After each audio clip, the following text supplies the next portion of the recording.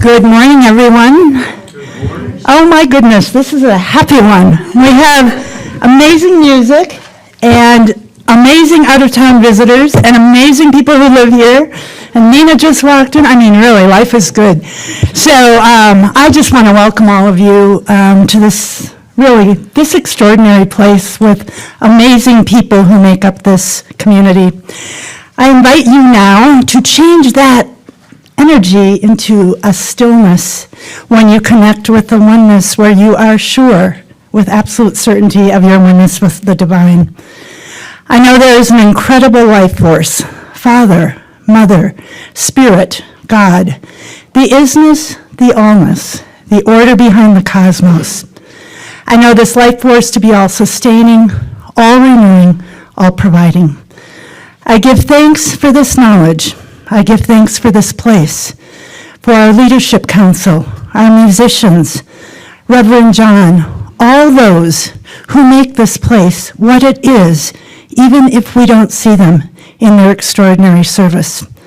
I give thanks for this beautiful day. I give thanks for those of you watching from afar, and together we say, and so it is.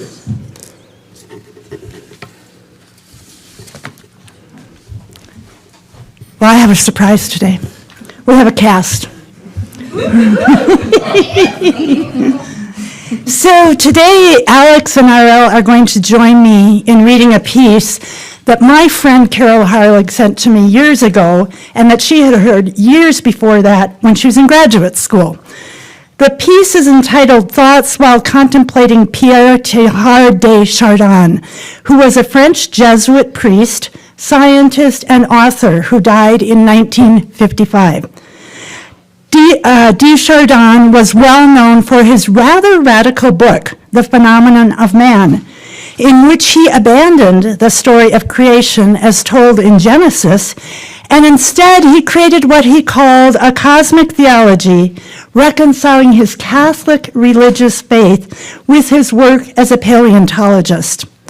His theory is based on the evolution of matter, moving to humanity and ultimately to the final spiritual reunion with Christ, whom he viewed as man, God, and universe, the one who holds all things together. Here then is Thoughts While Contemplating Teilhard de Chardin, written by Unity Minister Evelyn G. Mulford.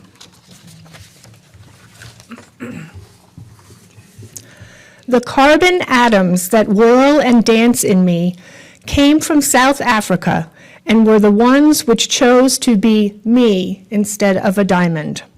My iron atoms lay for eons in their bed in Minnesota, and the copper dancers within me came from Montana. The salt in my tears and blood washed up on the shores of Earth for billions of years, and prehistoric fish swam in my water. My atoms were in one of the first breathing creatures who dared to overcome the law of gravity. Even now, they whisper freedom. I was part of the fire that consumed sacrifices. My atoms were in the blood of wounded feet at Valley Forge and at Antietam and Gettysburg. My atoms were in the hand that placed the crown of thorns on the master. I was part of John's eyes when he saw the vision on Patmos. I was part of a plank on the Mayflower and in the hearts of John Alden and Priscilla. I thought of new worlds to conquer in the brain of Alexander and was part of a heavy sword that slew enemies of the Israelites. I was in the stone slung by David that killed the giant Philistine. I was part of many weapons that killed in the name of love and peace. My atoms danced on Shakespeare's pen and whirled in the blind Milton's eyes. I was part of the lameness of Lord Byron and the gluttony of Henry VIII. I am the man, woman, child of the universe, the all in all, the one out of many, the many out of one. I have always been, and always will be.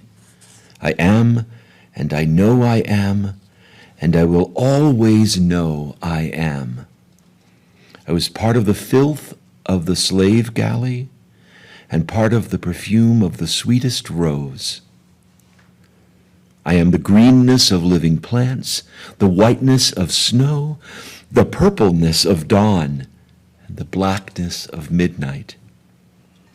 I am atoms of generations long ago transformed and countless creations yet to emerge. I am the Alpha and the Omega, the circle which has no end. I am infinity. Sometimes I am part of Andromeda, then the Milky Way, then man. I am dust, stardust, man dust.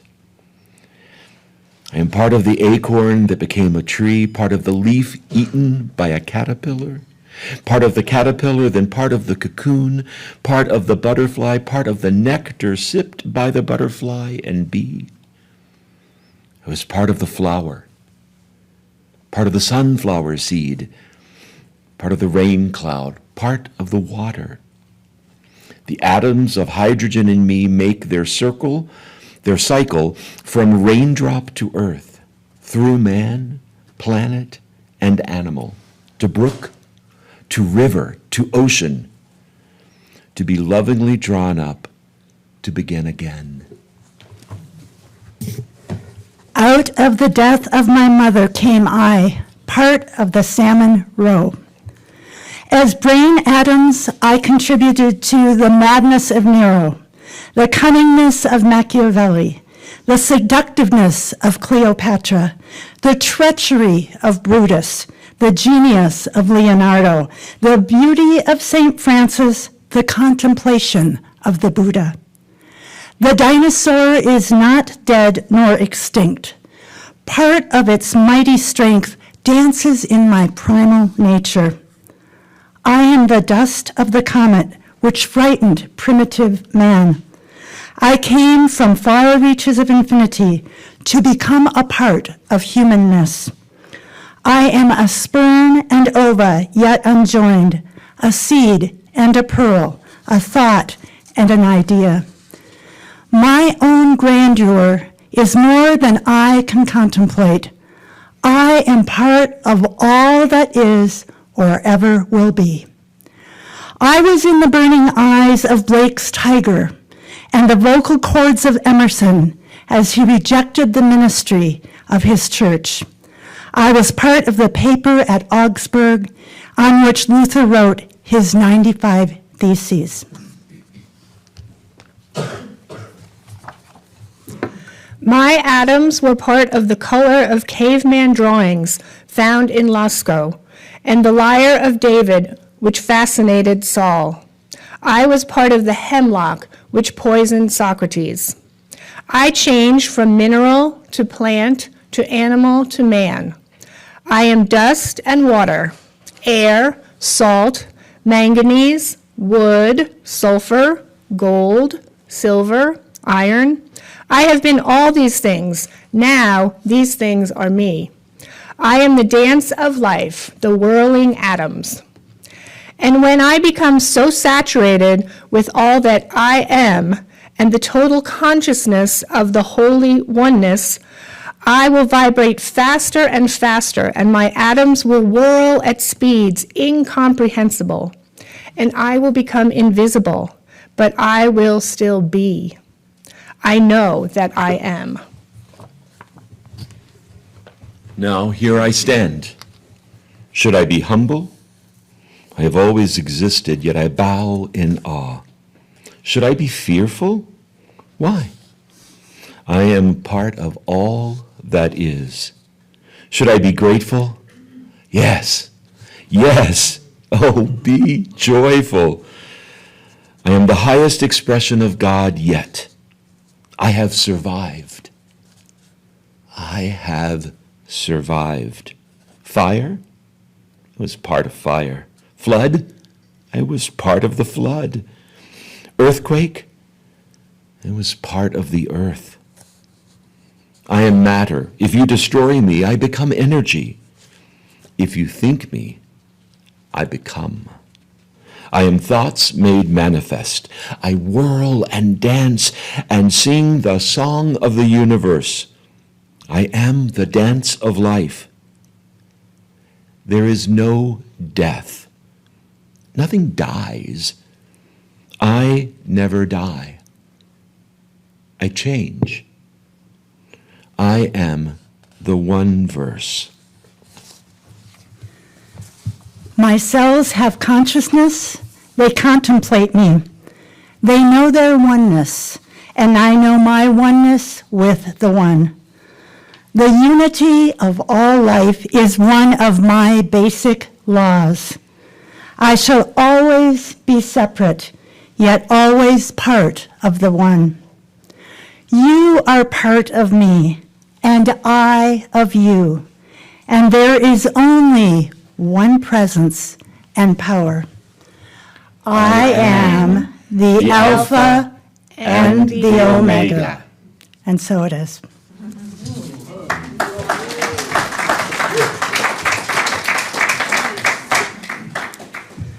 Thank you, Alex and RL. Such a beautiful, beautiful words. And let's move it now to the affirmation so that you get a chance to talk as well. The affirmation is in the insert, printed in red. Please read it with me.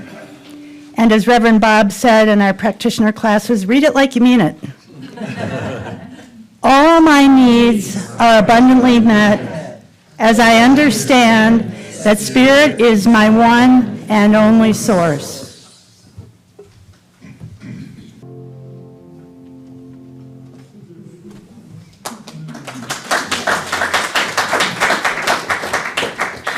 Alyssa, you have to come back every week now. I'm sorry. That's just the way it's going to be. I miss you guys so much. I just need a place to live. I was so excited when she came in. I didn't know. I was like, oh my God. Oh, it didn't work. Wait, I'm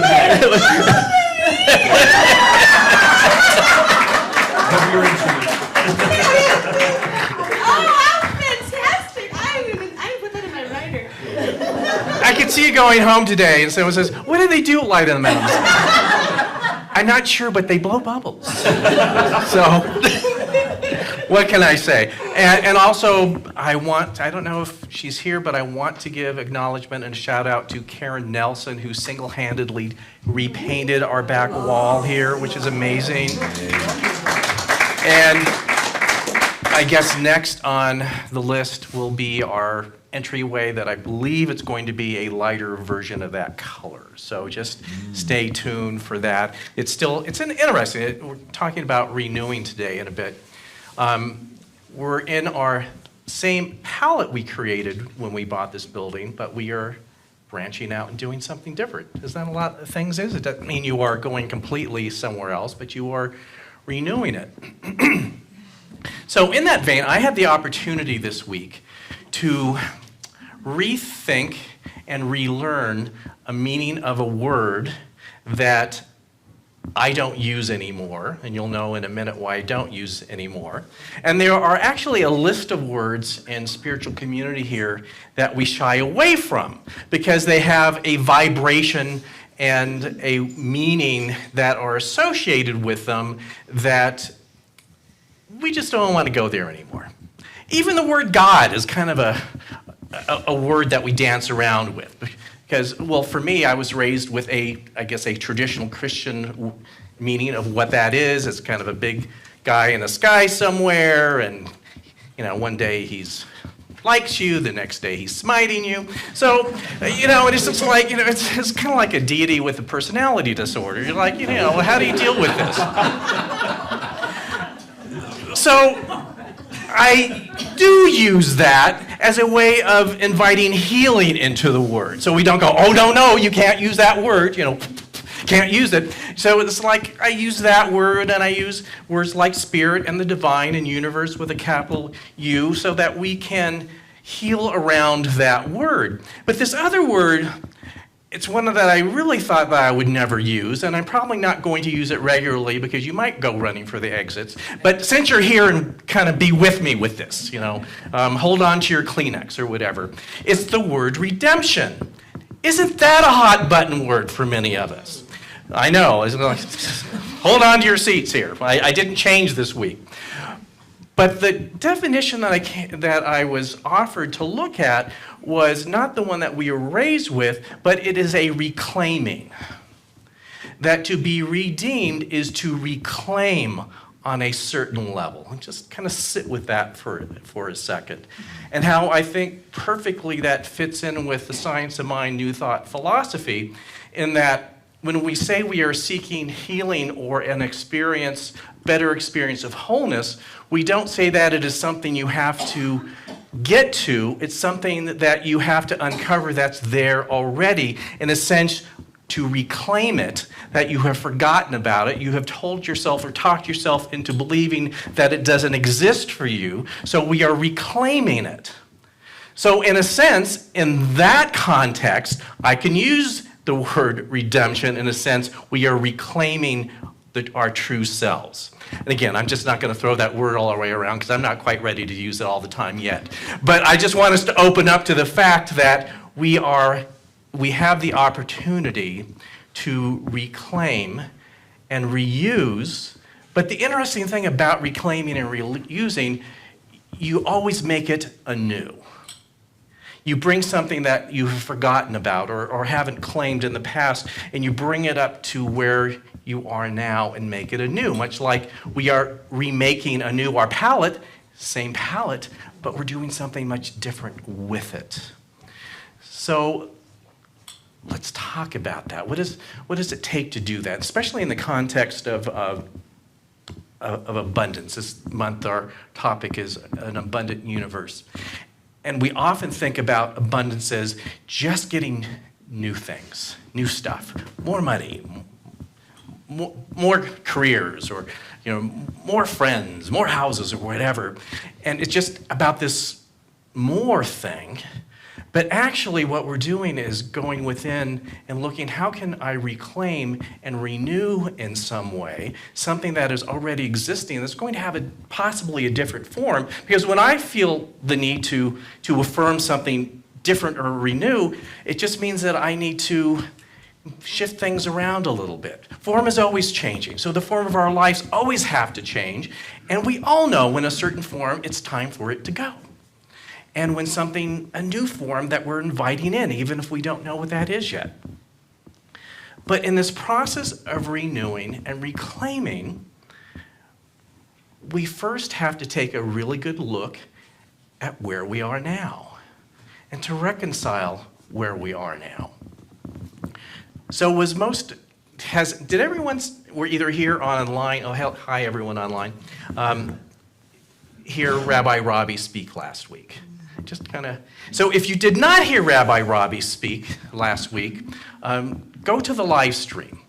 Really, please go to the live stream. I think everyone left here with a really open heart and kind of that teary kind of thing we get sometimes.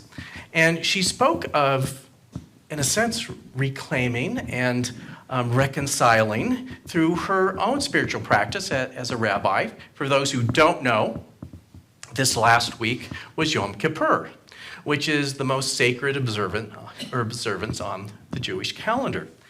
And it is so easy for us, or for any of us, when we look at what someone else's path is, or their religion, or their spiritual process, and just be an observer with it. Oh, isn't that nice that they do that? And it is nice that they do that. But there's also an opportunity, and I think those of you who were here last week or were at home and listened to her, that there was an opportunity to step into her world a bit, and not so much that you were going to convert to Judaism, that to look at what she was presenting and teaching, and how that you could use some of what she had to say in a very sacred and personal way. So for those that don't know, that Yom Kippur, which was this last Wednesday, actually goes from sundown to sundown. So it was Tuesday at sundown to Wednesday at sundown. It is a time of during their New Year, Jewish New Year, which was Rosh Hashanah, that before you move on to the new year, you need to make peace with the year that just was. That you need to reconcile it. You need to seek forgiveness and to forgive. That if you have any friends who are close friends who are Jewish, they probably called you or visited with you sometime over the last month, as Rabbi Robbie did with me, and said, as she said, please, John, if there is anything that I've done that have upset you in any way, I am asking your forgiveness. And if there was such a thing, please, let's talk about it now. I want to start the year anew. How healthy is that? Really, how healthy with that is to just reach out to those close around you and make a statement like that. And one thing that I thought was so great that you said in their belief in Judaism, they said you're not even supposed to pray to God to ask for anything for yourself or even forgiveness for yourself until you've cleaned up your own plate, in a sense. Until you've sought, reconciliation in your own life, don't go to the big guns and ask for help. It's like you've made this mess, and maybe I'll help you out a little bit, but you've got to take care of it right here and right now. And that also, it fits right into the idea of how we talk about abundance. Again, I always want more. I want to go to the next thing, but it's like, if anyone had kids, they ask for a new toy. What about the toys you already have? It's like you haven't opened Monopoly in 2 years. Let's get to that first. But isn't that the way it is? We go, well, that's old toys. That's old things. Like, yeah, I've got issues with that, but I don't want to, who wants to think about that anymore? So in her teaching, it's like, you got to do it. It's a new year. It's really serious. And in Yom Kippur, as a Jew, you go through a 24-hour period of fasting. And the whole point of fasting isn't so much, this is my opinion, isn't so much that there is a God that thinks you should, miss a meal. It's more about, it's taking your attention away from the outside world. I mean, how much time do we spend thinking about what we are going to eat, when, and then cooking it? There's half the day for you right there.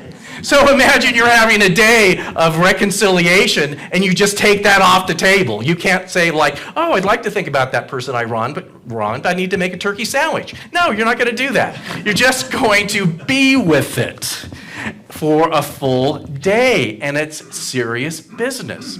So I'm not saying that you have to give up the turkey sandwich, but I'm saying that for us to give up the excuse to think that I don't have to come to some point of reconciliation with what has happened before. We do a version of that in the first Sunday of January. We do our burning bowl ceremony. But as we do that this year, I want us to even approach it a little bit more seriously, reverently. We kind of think that I do it, I'm done. So this year, as we build up to it, I'm going to ask us to really put some lead time in consideration for that, to really think, what has this last year brought us? What do we want to truly leave behind? And the first Sunday of 2023 is actually New Year's Day. So we're going to do the Burning Bowl on New Year's Day, which I think is actually pretty good. You can watch the Rose Parade later. It'll still be there. It's on all day. You don't have to worry about that. So there is an amazing power in reconciliation that I don't think we have fully come to understand for ourselves. Again, in this idea that if I just move on to the next great thing, that the old thing will just fall off on its own. And to a certain extent, that is true. As we say that the antidote to a dark room is to turn on the light. And yes, the darkness is, in a sense, an illusion, and it goes away. But the things that we carry, the things that we need to reconcile with, are a little bit deeper than that. There are things that we call in New Thought philosophy the false or negative beliefs that we have made a part of us, that are our prisms of how we view the world and how we make decisions, that if you have any area in your life now or in the past that you seem to have a recurring issue that you just couldn't get it off the ground. Like you just couldn't get your career together, you just couldn't get your finances together, relationships, whatever it is, most likely there was a belief in there that was holding you back. And usually it's something very simple, like you're not worthy of it, or you're not lovable, or you're not capable, or you don't have the confidence to do it, that there's something about who you are that makes you ineligible to do that. And that it doesn't matter how many times you say, I'm just going to shine the light of Spirit on it, that if you're still holding those ideas that say that you can't, you can't. It's going to hold you back in some way. It's like this metaphysical merry-go-round. You keep going around until you finally have an understanding of it. And to go deep and to think, what is it that I really believe here? What do I need to reconcile here? So again, reconciliation is both an inward thing for ourselves and an outward thing for how we've had relationships with the world and different things. So it's a very complex thing. And it can seem like such a daunting task at times. And even as through my time here as a minister, I have known people that absolutely know what the false belief is, absolutely know how it gets in their way, and like steps out in traffic every time to get it. And they know this, so it's not like me seeing it and they don't. It's like, I don't understand how I do this. But what I have also seen is that they don't see the progress I see that to them may seem slow, but it's progress nonetheless. That you may feel completely just stuck to the core of your being, but one of the most amazing things for me that have been here at Light of the Mountains, when, bless you, when we have one of those persons who appear to be stuck and know they are stuck. And there's even almost a part of me going, are they ever not going to be not stuck here? I mean, and when you least expect it, something within them begins to unfold. And there's a lightness of their being that I never thought I would see. And it's amazing because they just kept at it. And it wasn't like they were sitting on prayer cushions 3 hours a day or anything like that. It was just getting a better idea of what has been holding them back, and at least having the willingness to see it differently. And that's where it lies. It's just, that's the open door. That's the willingness to see it differently, and also the willingness, when you see just a small way to show up differently, to do so. That when you have that opportunity to step in front of traffic, you say, well, maybe not this time. Maybe not this time. And that's how I see all of our spiritual growth. It's just, again, we like to think it's the clouds opening it up and the unicorns in the sky and all that sort of thing, but usually it's just that a simple decision on a day that usually that you would make the decision to do something that's not in your best interest as a spiritual being. You make a decision to affirm who you are as a spiritual being. It's such a quiet moment. It's not like the heavens open moment. It's a quiet, wonderful moment. And it seems like when someone starts to do that, they gain momentum. And it seems to just start to happen more quickly. And I've seen people unfold that, quite frankly, the human part of me thought it's never going to happen. And it does, just because of the willingness. So I believe that 2023 can be the year where we reclaim. There have been a lot of lessons up for us to learn. And of course, we could probably list a long list, but it really comes down to one thing. If you would say, what is the science of mind philosophy in 2 or 3 words? I'd say it's pretty easy. It's this. It's God is. Spirit is. Divine is. What does that mean? It means actually there is nothing else but Spirit, the divine, or God. It means it exists at the cellular level of everything, including yourself. And where we get in trouble, where we forsake our wholeness and healing, is when we believe the opposite words, which are basically God isn't. And when you see something in the world that you think is beyond reclamation, that beyond the power of spirit, in a sense, what you were saying when you look at that thing, even is saying God isn't in that particular thing.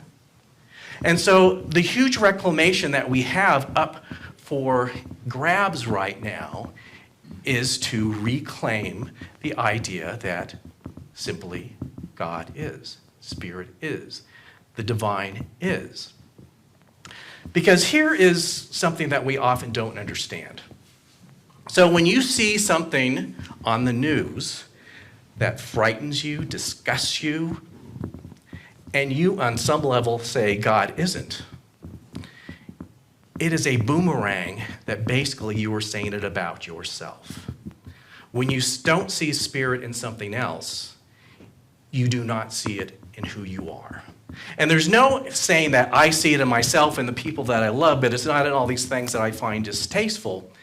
It doesn't work that way. Found a wonderful quote by one of my colleagues, Reverend Scott Aubrey, and I just thought this was great. He said, scientists have shown that subatomic particles, once physically connected, then separated, are still connected. The particles can be eons apart, but when there is a shift or a movement in one, the other shifts in like manner. A rotation by one particle is matched by the other particle, no matter how great their distance. Scientists refer to this phenomena as quantum entanglement. Mystics and prophets have called it oneness. So when you again proclaim that spirit is not in what is connected to you, the reaction to you is the belief that it no longer exists in you. You cannot have it both ways. And I know this is difficult because there's a lot of things in the world that are distasteful and tragic in many, many ways. And you say, well, how can we say that the spirit of the divine is in that, this terrible, disgusting, hurtful, murderous thing, and it is on some level. It's the power of spirit is in all things, but we also humans have the freedom of choice to misuse that power. So if I got a metal fork and walked over to this outlet over here and stuck it in, what do you think would happen? Would you say electricity is bad, or that John has really no idea how electricity works?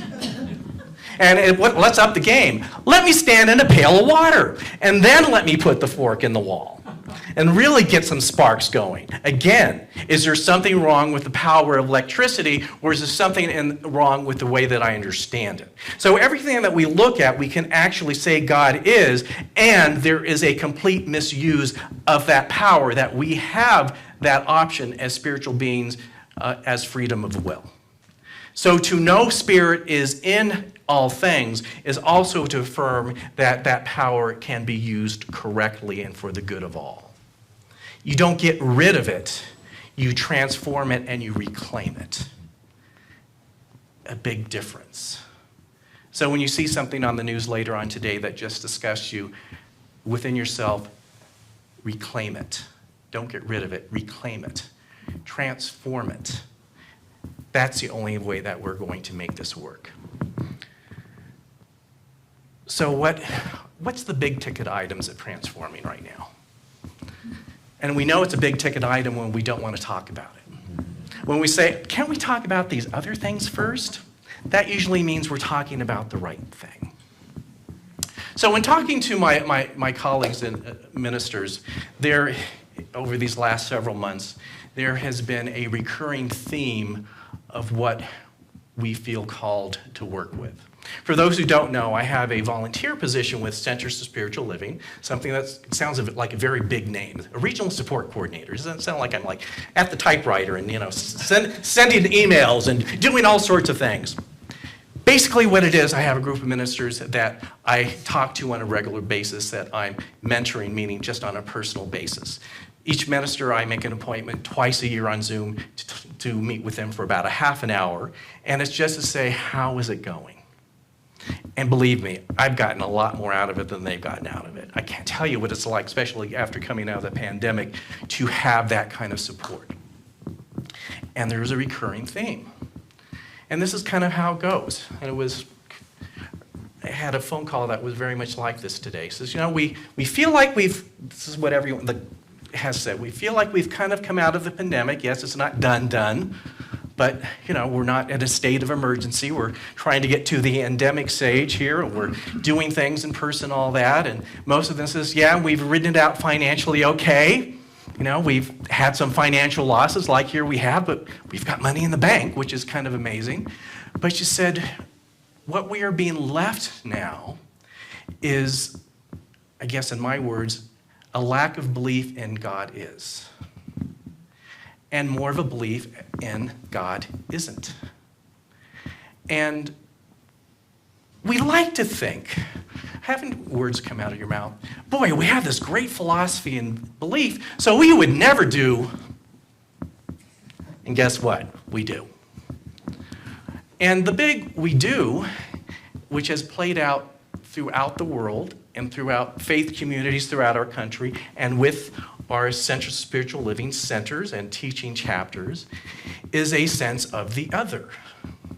That it's shown up through disagreements around things like masks and vaccines, and people pitting themselves against each other and accusing each other of living in fear because they believed in something that was different than they did. And, bless you, and one of my colleagues this week told me something that just broke my heart. So she, like me, and many of my other colleagues, we have been walking a razor's edge these last couple years. We really have. How do we stand for God is when you have multiple ideas literally throwing spitballs at each other in the aisles? How do you do that? And what my one colleague told me is that someone, I guess within the last 2 or 3 months, told my colleague, says, you are what is wrong with the world, and you are the type of person that we need to get rid of to make this country right.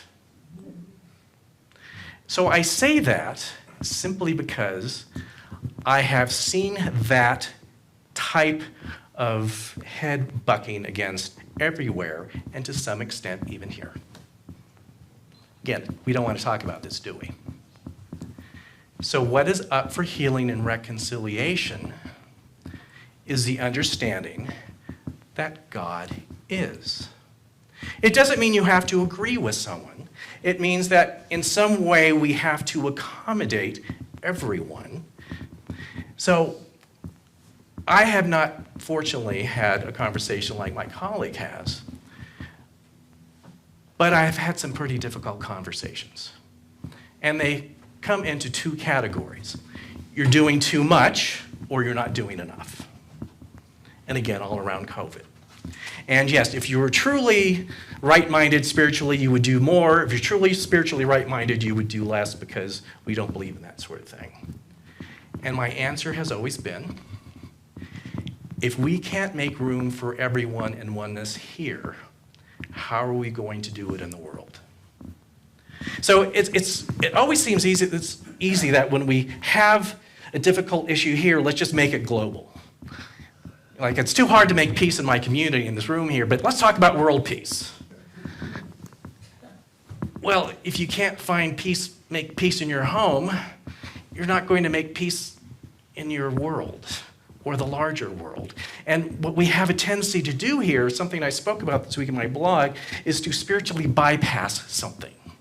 That's something that appears to be too difficult to handle. We say, well, it's just all good, it's all God, and God is right here, and let's shine the light of Spirit on it. And yes, let's do. But we believe or talk ourselves into think, but we don't have to talk about this thing that is breaking our heart right now. And I have to say, as I've listened to my colleagues and have had conversations here during the height of the pandemic, my heart was broken on many occasions. I heard things I thought I would never heard, and experienced things that I never thought I would experience. And as difficult as it was, my 2 words always were, God is. That's the only way to make it through this. God is. And so it may seem like a lot of this is behind us, and it appears to be. But the idea that people amongst us can be God isn't is still there. And if it doesn't show up through masks or vaccines, as it has a way of doing, it will show up through something else. We have created and called forth an amazing vision for the next year. And the only thing that will hold us back is to hold on to a belief that God isn't. And so we have a lot of personal reconciliation to do. We all do, in our families, in our communities here, our larger communities, and the world. And the first thing that we have to do is to heal that knee-jerk reaction when we see something that troubles us, to in some form say, God isn't there. I can't talk to them, God isn't in them. And as I said, what you have just done is affirm for yourself that God isn't in you. That is the difficult work we have ahead. And I don't want to say difficult. I feel a sense of amazing wholeness and healing right here, right now in our world. And I know that there's a lot of things that you would say would disagree with that. But I felt a stagnation and a frustration during the height of our pandemic that I wasn't quite sure how to deal with. And energetically now, I feel like we have popped through that the opportunity to embrace God is so strong right now that it's palpable. And so that is something I would like you to join me in, not to just say, well, we have this issue of God isn't, but to really understand that regardless of what you see in the world, that it is showing up these things to say, this is what we've called forth, and we have the freedom to put it away. My colleague and I, we had a very kind of distasteful analogy. We said it was, we both were talking about to these kind of questionable apartments we had when we were 20-somethings. And that you would go to get a glass of water in the kitchen and you turn on the light and the cockroaches would be there and they'd run. So the last 4 years have been turning on the light in the kitchen to that apartment you had in your 20s. The cockroaches, they go away, but guess what? They're still there. If you don't believe me, of course, that time it was like I would never get up for a glass of water at a certain point in this one place. It's like, I don't even want to think what's happening in my bedroom. I said, let's just pretend it's not there. But they were there. And so now, even though things are looking up, to not pretend that it's not there. And it's all an inward consciousness work. It's not like those people really need to learn. Like, no, we each have to learn. We each have to make the shift within ourselves. We have to be emissaries in a world that is affirming God isn't, of emissaries of that God is, wherever you go. And if you're having a difficult situation or conversation with anyone, here's a little trick, and I've told you guys variations of this. In your mind, with this supposedly difficult person or situation, your mantra should be, God is, God is, God is, God is in this situation, God is in this person who I'm just so angry with right now. And just noticed how the energetic changes in that interaction when you have taken a stand for spirit is, the divine is, right here in this exasperating situation. I promise you, it will change. Not that they suddenly will, quote unquote, see the light, but you will feel a change. And the more you do it, and the more that you have faith in that you can do that to make that change, you will see that change even more dramatic as you work with that tool of just knowing that spirit is in this situation, even though I can't see it. So, like I said, I just decided this week to declare 2023 the year of reclaiming. I just kind of like that. We've been through all this junk, now let's reclaim it. And in that, we have, so how do you reclaim? It's like, okay, yeah, I want to reclaim. What do I do? One of the best ways to reclaim is through a consistent spiritual practice. Bless you. And one of the ways that I have found that people have success in that is when they take classes with us. In fact, I have people say, is there a class on the calendar? Because my life was working so well in your class and then it fell off the cliff. I says, well, did you do the same things in the class? No. Gee, what could be the solution to this? I facilitate classes. We now have a great team of Candace and Ann who facilitate classes. There's nothing magical in what we do. We challenge you is that every week there's something for you to do at home. There's daily spiritual practice. There's spiritual reading. There's a conscious accepting that God is in your life in all things. That's what a class does. So we have set a very ambitious class schedule. I know Ann's like, oh yes, you have, haven't we? And Wednesday, 1, 2, 3, 4, 5, 6 or 7 classes in 2023. My challenge to you is to take one. And to take one and to know that that is going to be your commitment to know that God is in any situation. And there's a new class that I'm so excited about that a few people will be eligible for. It is a 27-week class that you have to actually have a 6-class prerequisite. I know it sounds like a lot, doesn't it? Okay, can I just say God isn't for a while? That it's just too much. No, I'm okay with God isn't. It just sounds like too much. But here's the thing. As you know, it doesn't take 51% of a group of people to shift the scales. It takes much smaller. So here's my dream and my vision for 2023 that I'm just launching on you today. That if we have a significant amount of people in class in 2003 that are saying God is, and we have a representative group of, say, 6 or 7 people that are in that 27-week class that'll begin next fall that is really saying God is, imagine how that's going to shift the groundwork of who we are as a spiritual community. And even if you're someone that has been here since dinosaurs were roaming the earth, careful. I'm not naming names or pointing fingers. And you said, I've taken all the classes forever, there's a new curriculum. Do one class. Do one class. And the other thing to throw in here, we have just been seeking how we are going to relaunch our youth education. And actually I had a conversation with Christine that I think might work. So there's something we're not seeing. And the approach that we have is something's not seen. So part of that, know that God is in that, because it is every much important to have our youth brought into this. And we have youth in the wings that want to come here, that are family friends of people who have families here that want to come into this. So please hold that into your God is column, because I'm really seeking guidance in that area of how we're going to launch that. We had hoped to launch that right now. But the whole point of all this is not about classes per se. It's about a commitment to shifting your inward life to God is. And just by living from that, we're going to change our community within here. And by us being emissaries in the world, not that we're standing on soapboxes anywhere, just showing up with that idea of God is, will have ripples of just going out into the community. So that's my solution for this. In some ways, it's been a pretty rough 2 or 3 years. And I'm ready to come out of it.